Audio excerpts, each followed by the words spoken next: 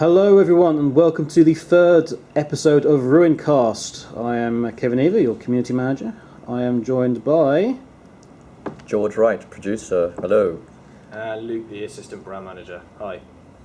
Yep, we've got George, who was recently profiled on the website in the Meet the Yes, I was. Series. Sorry for the short answers that somebody mentioned, but I was quite busy at the time. I'm actually going to probably post some comments on that too, so...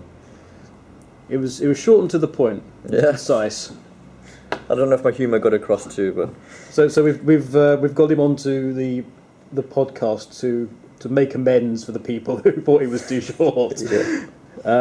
But we know he's not too short. He's 5'10". And Yeah, that was the silly humour. Okay, and I'm actually 5'12". And obviously we've got Luke back. You notice we're missing somebody. And unfortunately, Alistair's not going to be back on the podcast for a while, unfortunately. Sad. It seems that every time we do a new podcast, we lose somebody. So by process of elimination, it's me next. Because it was Mike and Alistair, then Alistair and me, and now, yeah. So Luke's going to be hosting the podcast next time. Al was also caught up very badly in the London riots, he's recovering well, and he's all right. That is true. Anyway. Well, it's not true, but... Well, he was close enough. Yeah, he was close enough to the London riots. Thick of it. He was literally next door to some of it. He was in the thick of the smoke. But he's all right. Luckily for Al, he's a big chap, so I don't think anyone's going to anyone would particularly burst into his house no. and get out alive, to be honest. No. Right, so we've had a few things since the last podcast, but the main one is obviously the trailer. We had a trailer, which is what you wanted and demanded incessantly. Where's the gameplay trailer? There it is now. So, we've been going through some of your feedback. We've got a few points here that we'll just go into very briefly. Overall, very glad to see that you liked what you saw. There was a few points that you had concerns about, which is obviously fair enough. It's a game at an early stage. So we'll start with one of the few points. OMG! I can't believe they finally released the gameplay trailer. The animations did look a little stiff, but maybe they're planning to refine it in the future. Overall, it looks amazing. That's from Video Game Fan. So obviously, yes, guys, obviously the game is an early stage. Yeah. Animations was something that was brought up. Would you be able to tell us a bit about how those are progressing? Well, the game, as you mentioned, is very early, and we haven't even started performing optimizations yet, so that's only going to improve as we get closer and closer to our release. So yeah, frame rates, I think it's one of those things that you have to kind of, at this stage, you have to kind of keep it low enough to be able to sort of test the game, mock it up, make sure everything's working, get through it. But yeah, we didn't want to plaster the trailer with this is a game in development type disclaimers, because it just doesn't. Everyone knows that. You don't need to see it, and it's kind of a moot point. But certainly, if anyone thinks it looks good now, even in these past few weeks since that trailer and since we've been sort of capturing footage from it, the game, I played it the other day, it's looking like better still just in a few weeks, so I can't wait to see how it comes on. So in short, guys, it's we're getting the basics in place first, and then it'll all be nicely polished up and everything will be nice and smooth. Yes. Smooth. Like Luke with the ladies. Smooth. That's Trev. That's Trev. It's Trev, the smooth one. We'll have to get Trevor in at some point. Trevor's the brand manager, isn't he? Yeah, Trevor's my boss. He's a very suave, smooth gentleman. Hopefully we can get him in. Also very busy, so let's see. Maybe in a couple of shows' time.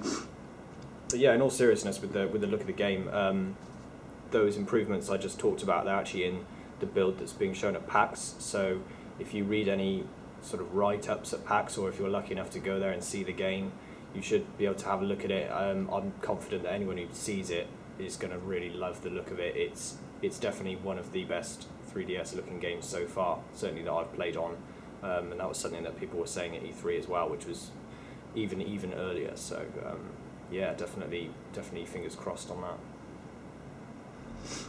Yeah, that's sort of followed up by Blovero.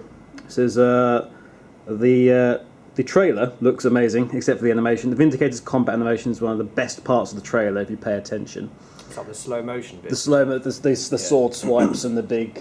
So that's what I was talking about with frame rate, because the way that we have some sort of tools in the version of the game that we have that can sort of slow down time. So that's why that looks smooth. So these things, you don't see it in some parts of the trailer where that time hasn't been slowed down, but relax that there are those frames of animation in there. So it's not like it's sort of a sprite-based animation where it's like duh, duh, duh. It's very fluid. Yeah, I think what people just need to remember is that it is still early. We're still putting effects into the game, so these things are going to be fine-tuned at a later date. I think one of the things that we saw that came out recently was speaking of PAX, was the Coral Tombs. We did the sort of preview of that, and that will have gone up. Hopefully, by the time this podcast goes up, it will have gone up on the other language sites as well. But it's currently on UK and US. But the screenshot there is obviously on the most recent build, and that's got. You can just see from the camp, the startup setting, just how many little details are in there. And I know a lot of people have been getting excited about that. So there's plenty more where that's come from, and hopefully we'll be able to show you very, very soon. Actually, another little point that somebody made in regards to the trailer and the design. This is Kamechi. Certainly like what I saw. The size and feel of some of the enemies were impressive, and the stylized sort of chunky feel of the art design is pretty neat.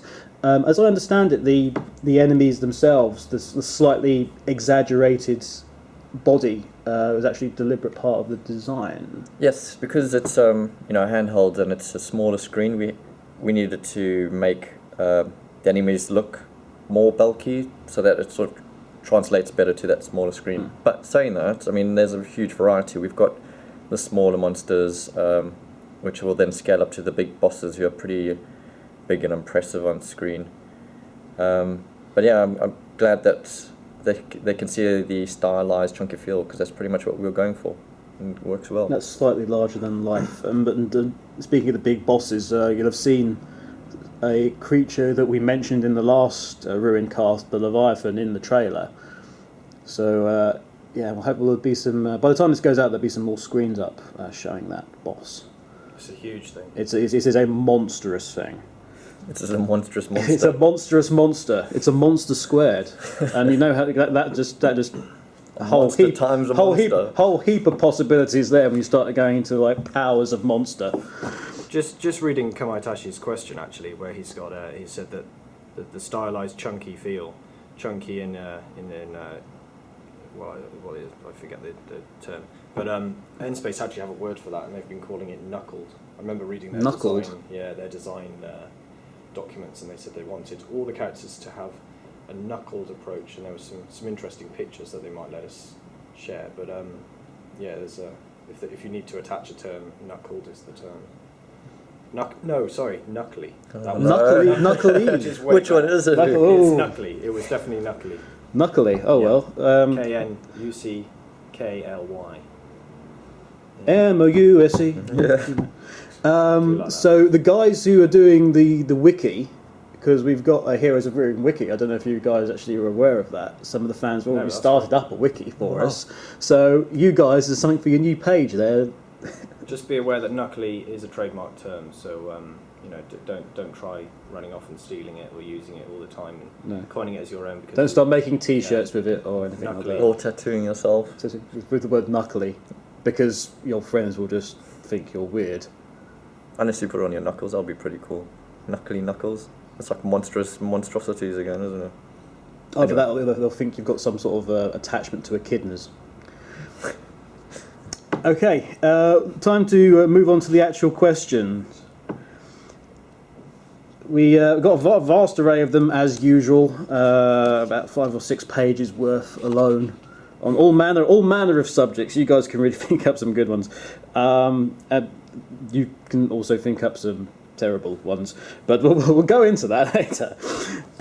We did actually have a few from the Twitter. Actually, you can obviously follow us on Twitter at Moresels, Moresels, Square Enix London Studios Twitter, where you'll find me and stuff.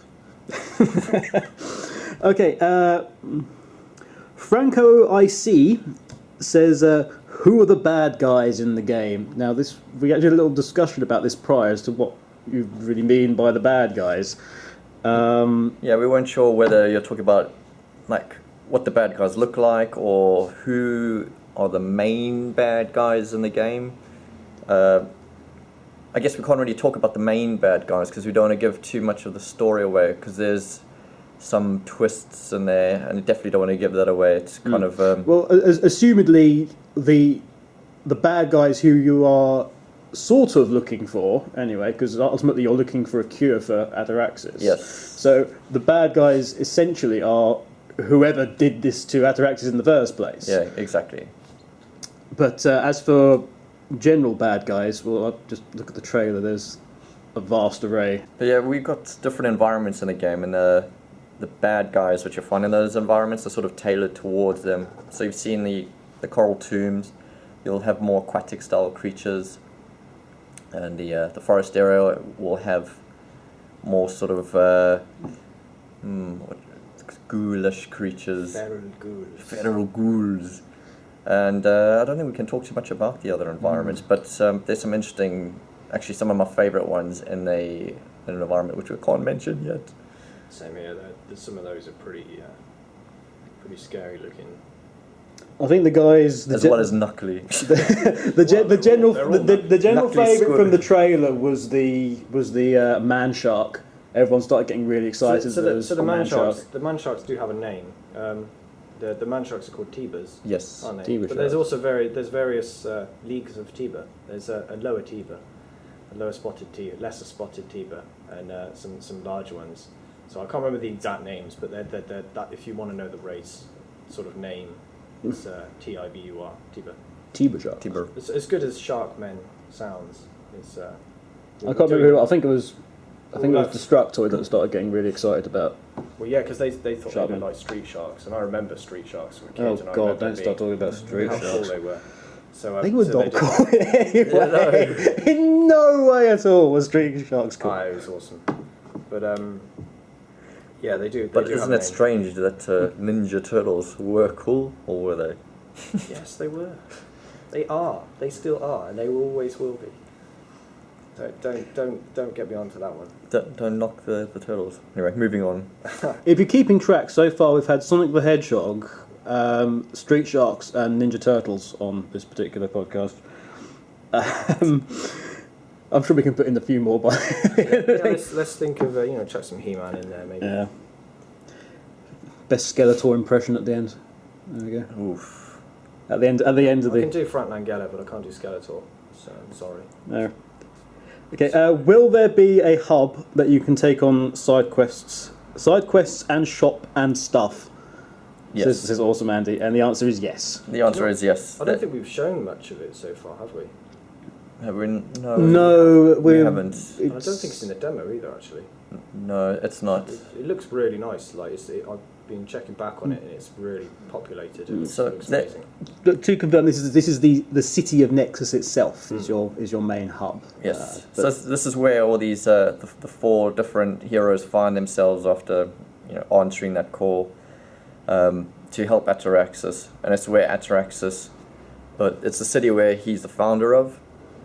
So it's where all your missions, well, a lot of your missions will be given to you. Obviously, a lot of them are given to you in the other levels. But it's where you can come back and buy new stuff, sell new stuff. When you street pass and you exchange items with somebody, you also go into Nexus to find that vendor who enables you to see the street pass items. Yeah, it's a very exciting place. We'll be going into Nexus in quite a bit of depth in a couple of months, I believe. So keep an eye out for that one. What's the max level, and is it going to take a long time to get there? I hope so, says Minardi Cast on Twitter. Do we have an idea of the max level yet? Yes, it's still being decided, but it looks like it's going to be level 30, which I think is a nice amount. And will it take a long time to get there? Yes, it'll take you quite a long time. I can't really put a specific time on it, but you would be near to that level by completion of the game, the whole game. With one character, obviously. So. Yeah, with the one character. Not all of them. Or you could do it with all of them, just take 4 times as long. Something that has been asked an awful lot in the forum, and was specifically asked in the thread by Toad is the Cake. Or it's either Toad is the Cake or Toad is the Cake. Toad is the cake. Toad is the cake. Yeah, so it's one or the other. Toadist heck. Or unless it's 2, Addis the cake. Really, Toadist hekake. And others ask in regard to 3D assets. Dun dun dun, and the eShop. Oh boy, do people want us to do stuff with the eShop? When's the demo? When are we having trailers? When all sorts of things. But the main one is when we see any 3D assets, such as a 3D trailer or 3D screenshots. Sure. In that eShop. The quick answer is yes, and when will be soon. So that's going up very shortly. We're actually getting a few things together at the moment. So obviously there's a sort of gap from when we pass it on and when it actually appears there. So I'm certainly not one to say it will be up on X date, but it will be up soon. So if you're an eShop addict, keep checking back, and you will see it in probably a couple of weeks, to be honest. So yeah, keep having a look. Awesome. So there you go. Good news for you guys. I mean, just on that point, actually, really quickly, I'm seeing if we can sort of pass on some 3D screenshots in the meantime. So if we can't put stuff directly up on the shop quite as soon as people might like us to, it might be that we can send out a few 3D screens or something similar. So 3D video is the hardest one to do, which is on its way, but that certainly won't be tomorrow. So keep an eye on heroesofruin.com, and yeah, we'll keep you up to date on any developments on that. Yeah. In RuinCast 2, you spoke of hopefully making Heroes of Ruin a franchise. Do you have any plans to allow for character continuation into the later games of the franchise? So I assume it's taking your character from Heroes of Ruin into a potential Heroes of Ruin 2. So this is something we definitely would like to do.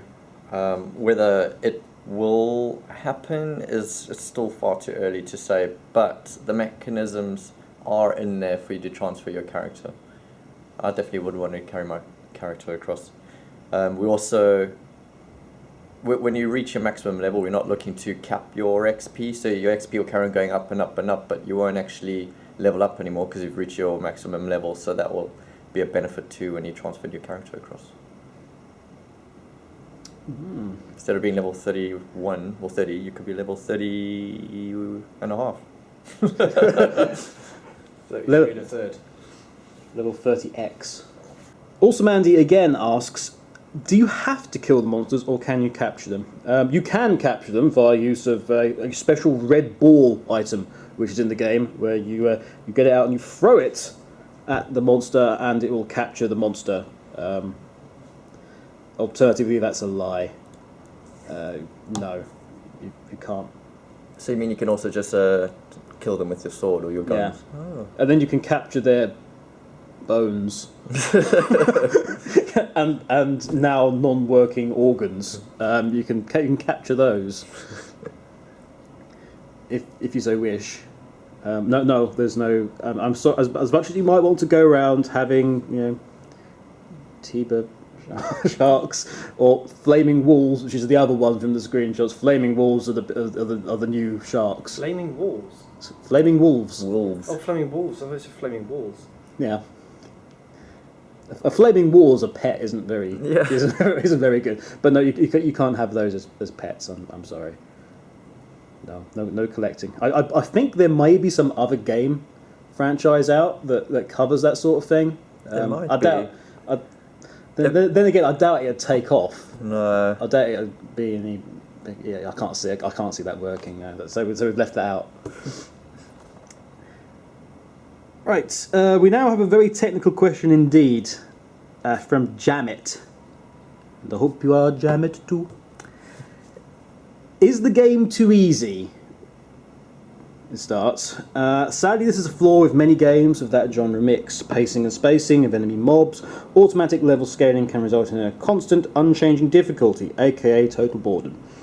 If it is too easy, it will always be too easy, and you will never feel weak or powerful, regardless of having good or bad gear. So the rats will take 3 hits to kill. If you're level 1, they will still take 3 hits to kill when you're level 99. How did they know about the cellar rats? No, it's the loft bats that Loft bats. I'm worried that they may know about. Well, But, at least I don't know about the attic cats. Oh God, you're giving far too much away now. Although, have you seen the concept art of those? Oh, scary as hell.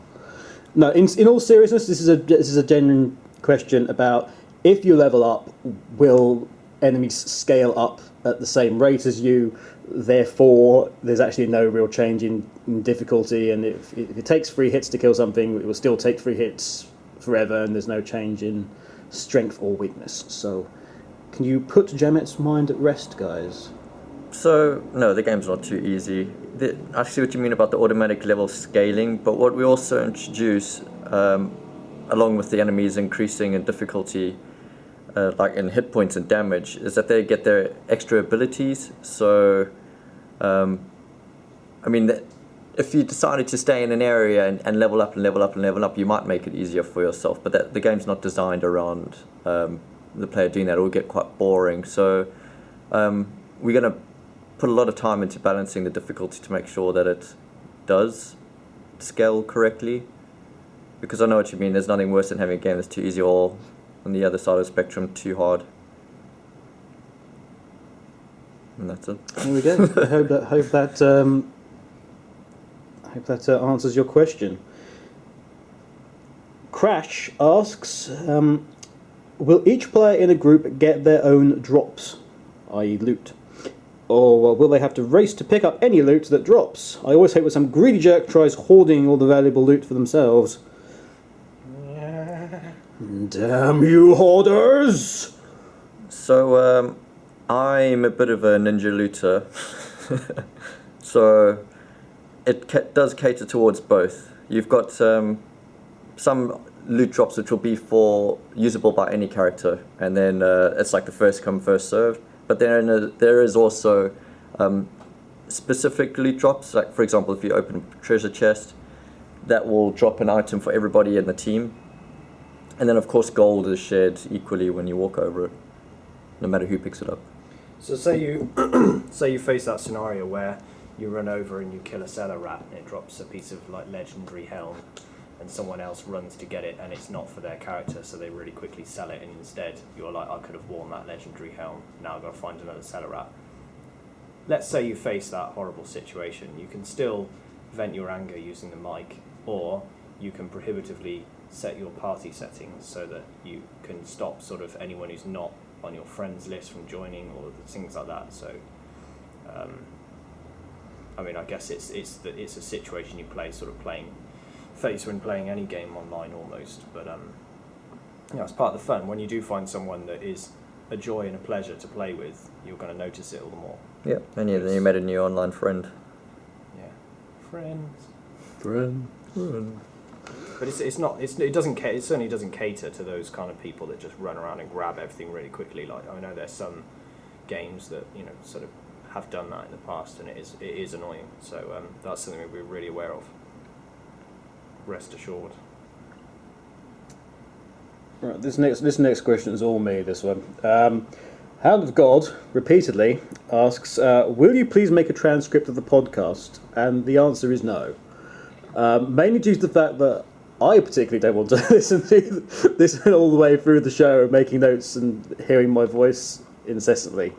Could you imagine listening to my voice over and over again? It's terrible.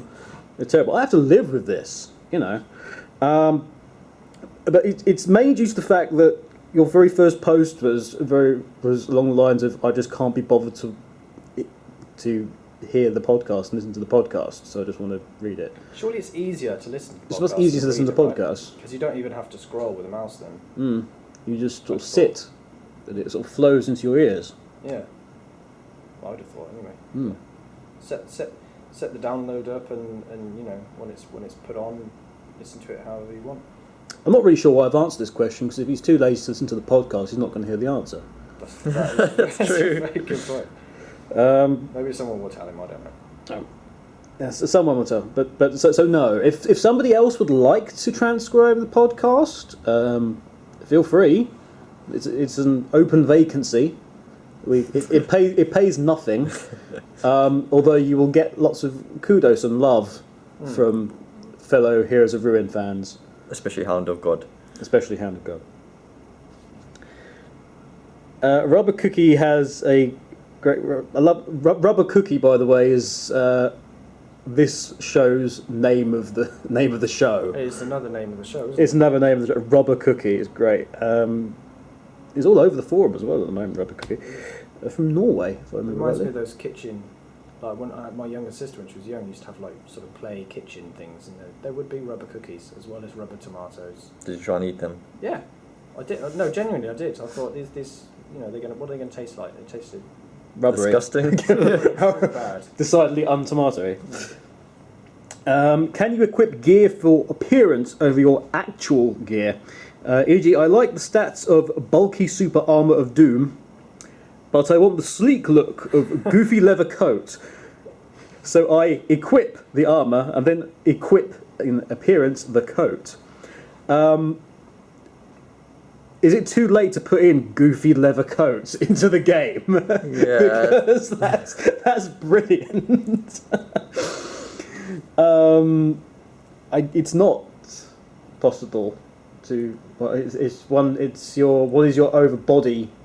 Yeah. Armour is your armour. Yes, exactly. But to be fair, there are so many pieces of armour that you are going to find one that you do like the stats of and you like the look of. Yeah. You just are. So I wouldn't worry about that.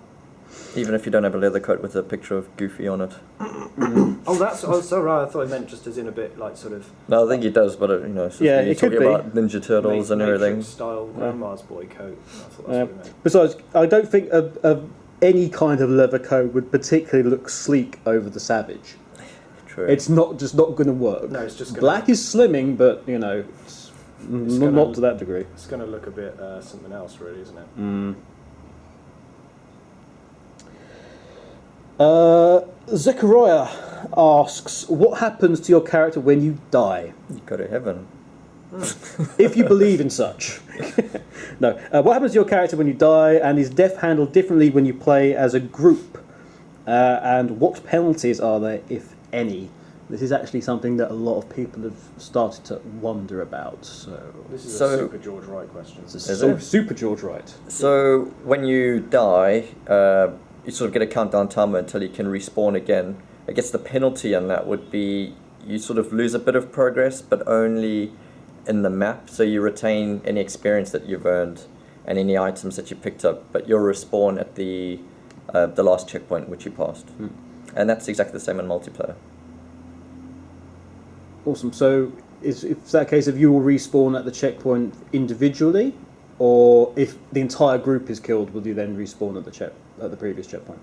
You individually, you'd respawn at the checkpoint, and then you'd have to traverse your way back. Yeah, quickly hurry back to your group and help them out.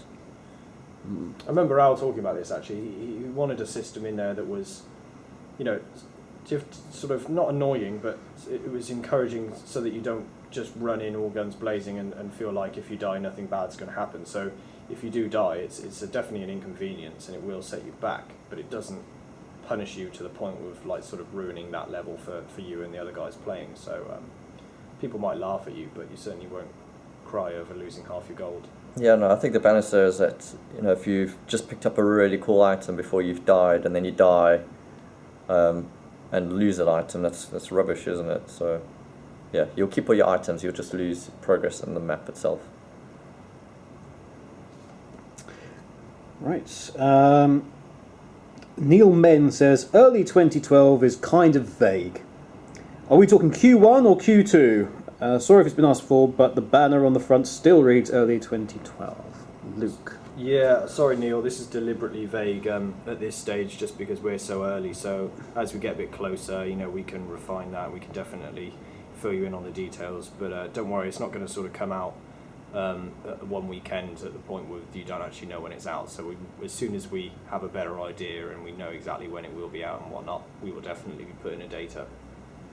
So that's the same for every game, to be honest. So you have to, unfortunately for now, you just have to sort of keep your eyes peeled and just check back every now and then to see if there's an update.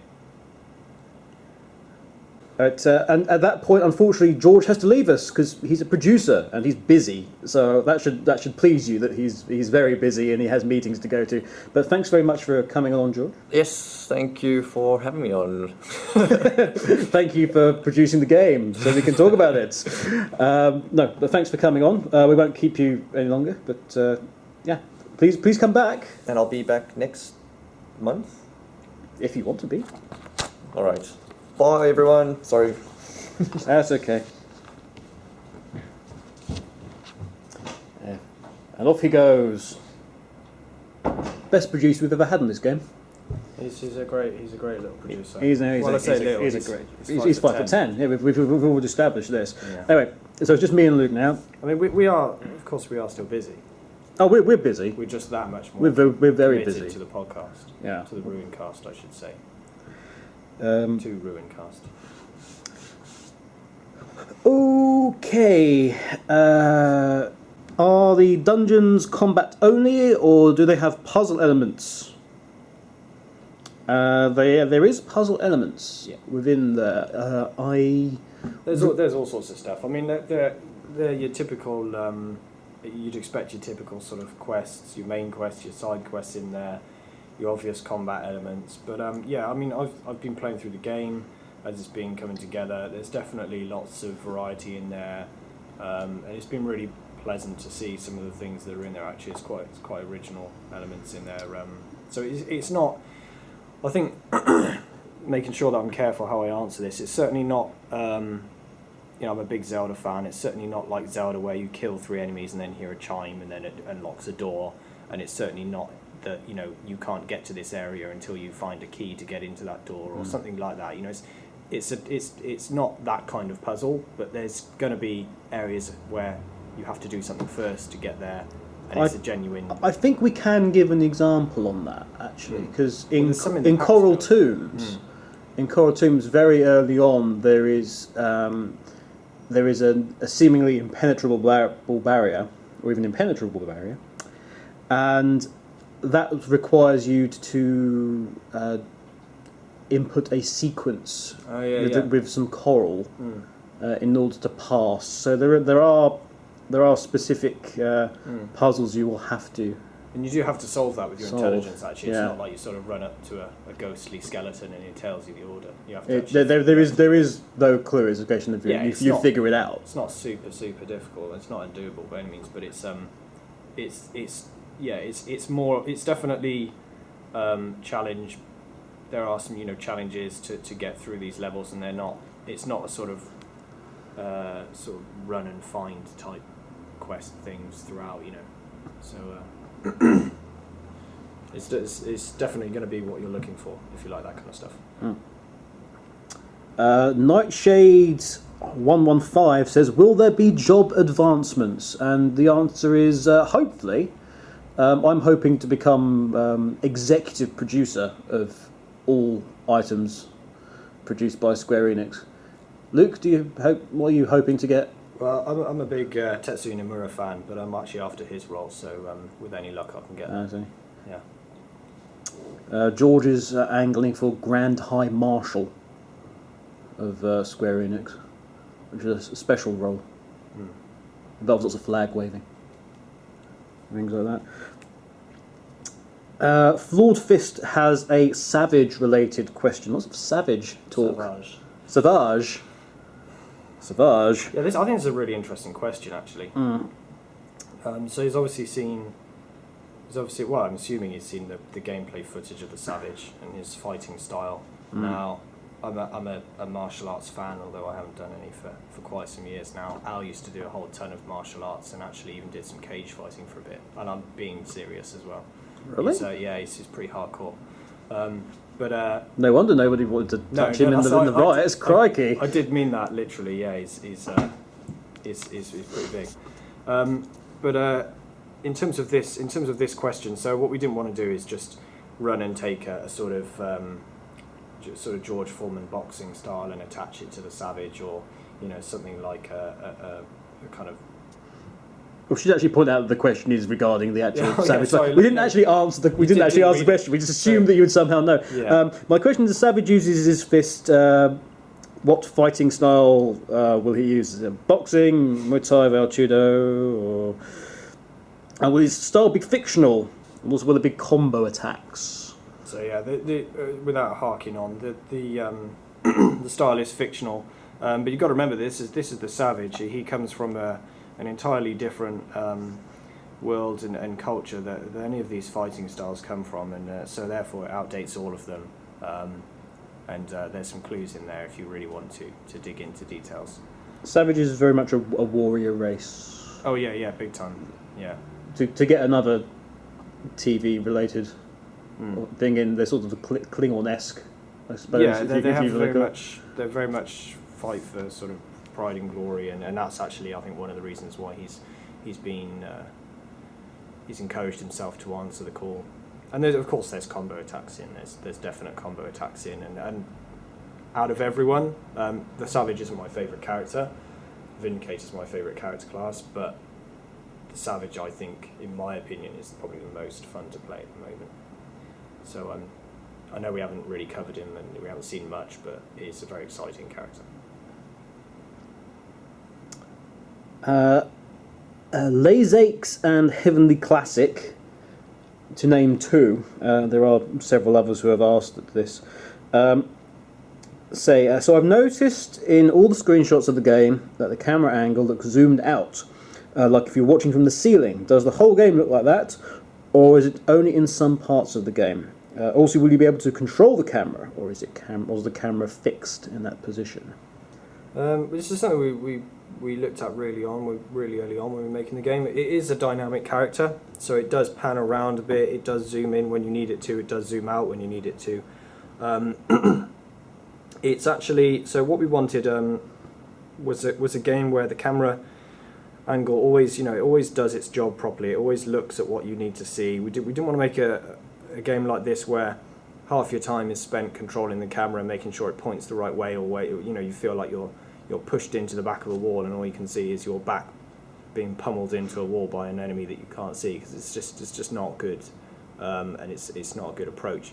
So you can't adjust the camera yourself, but it does do its own job very, very well. It should always show exactly what's needed to be seen, and it's definitely it's not like over the shoulder or sort of really, really close up. I know there's been some screenshots where we've showed those kinds of things. We want to show off the characters and some of the enemies in a bit sort of closer detail and things like that. But it's at the same time, it's not like if you've ever played really, really top-down isometric type games. It's not sort of full on like that either. So as I realise I'm not doing a very good job of describing it, have a look at some of the PAX write-ups and see how they talk about it. Ultimately, the camera is in the position for it to do the job of showing you the entire battlefield, so you're not surprised from behind. You can see all around you, and you can see detail as well. Yeah. I mean, and if you decide that you just want to have a look at it rather than listen to me ramble on about what it is or what it's not, we will have sort of a gameplay trailer soon where you can see it as the game is being played, and you can know that that's how the game is, and you can sort of trust in that, because I know screenshots you can't always quite be sure they're deliberately sort of there's some degree of we like to play with posing, so to sort of show off and staging, obviously. But show off. Okay, only a couple of questions are left. What colours are available for customization? Well, Well, I suppose is what colours. That depends really, because it's going through a period of change and it's being expanded upon. It's being worked up.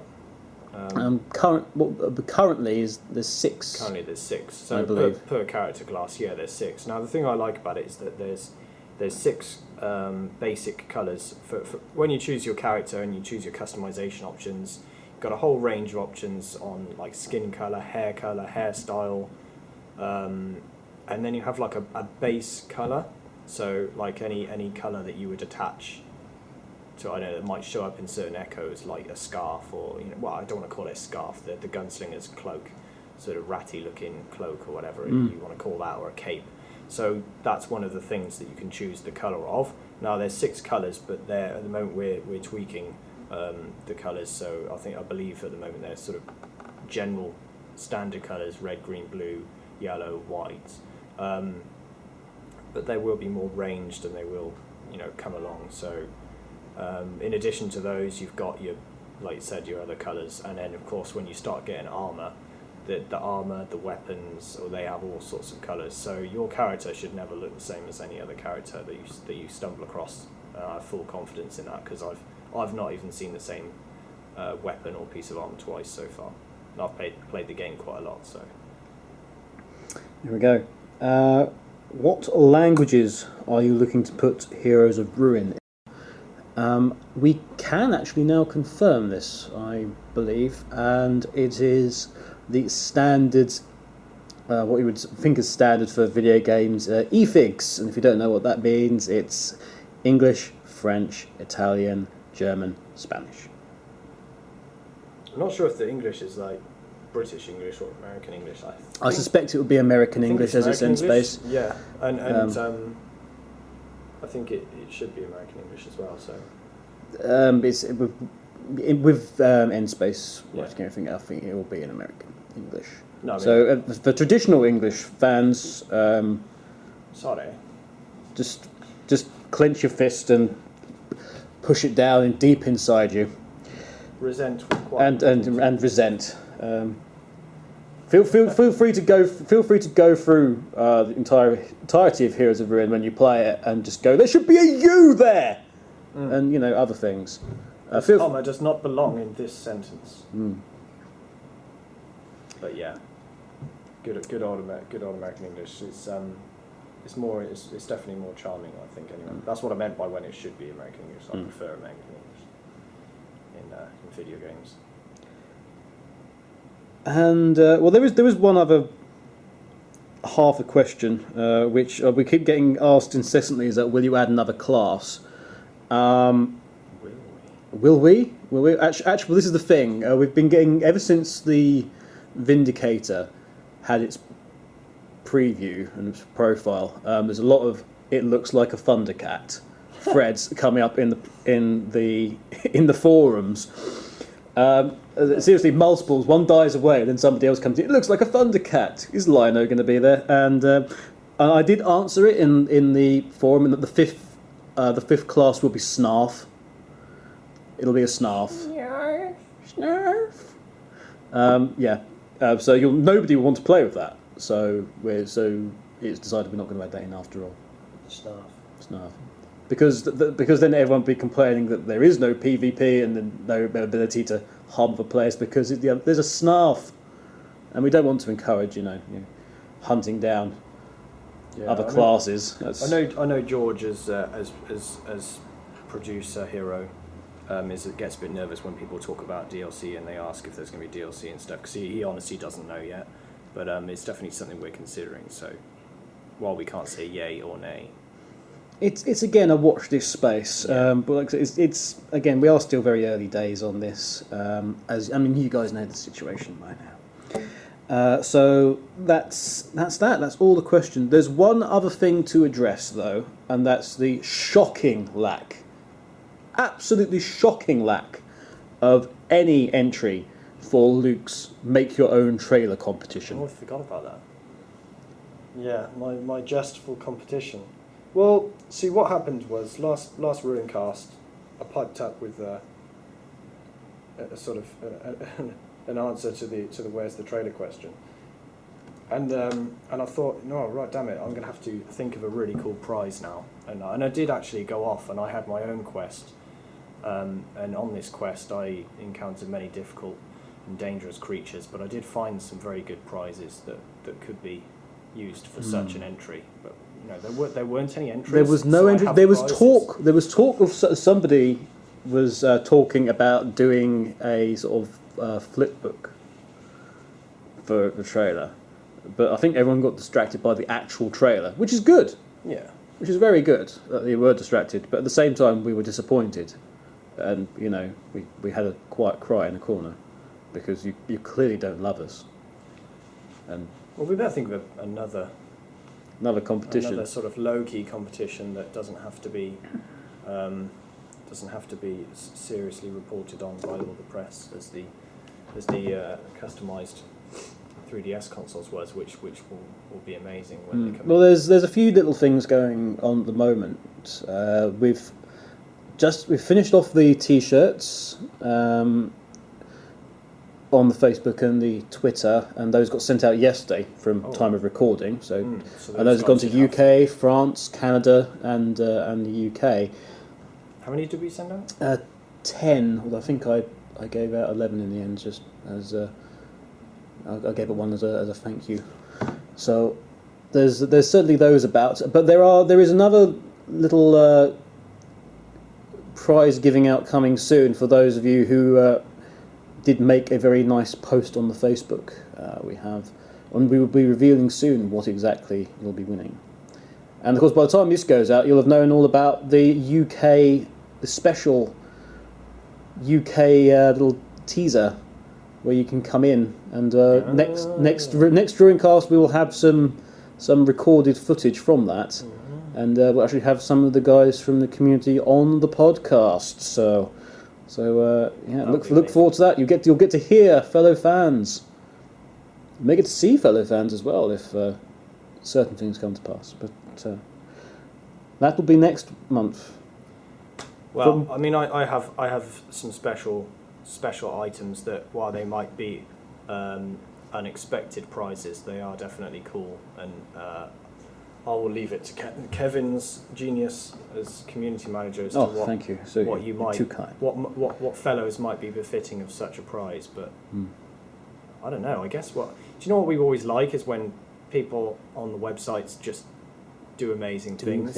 Yeah, and we feel like they should be rewarded for that. So without wanting there to be a mad rush to sort of do cool stuff, if you're the kind of person that we see something and we really like it, and it could just be a cool name, and while Rubber Cookie is cool, I'm not sure Rubber Cookie is cool enough for us to send out what we have in store, but I will leave it to Kevin if he shows me something that says that this person needs to have that prize. If you do something awesome relating to Heroes of Ruin, PM me in the forum. Everyone seems to be just terrified of sending me a private message and saying, hey, I've done something, or there's this going on. Would you be interested in finding out a bit more about it? Feel free to do so. I'm very easy to find. I'm AAUK, or alternatively, I'm the only listed mod. It's very easy to find me. So please do. But otherwise, we will see you next month for more Heroes of Ruin news, question answering, and random blathering. But I've been Kevin, he's been Luke, and we will see you then for more RuinCast. Ta-ta.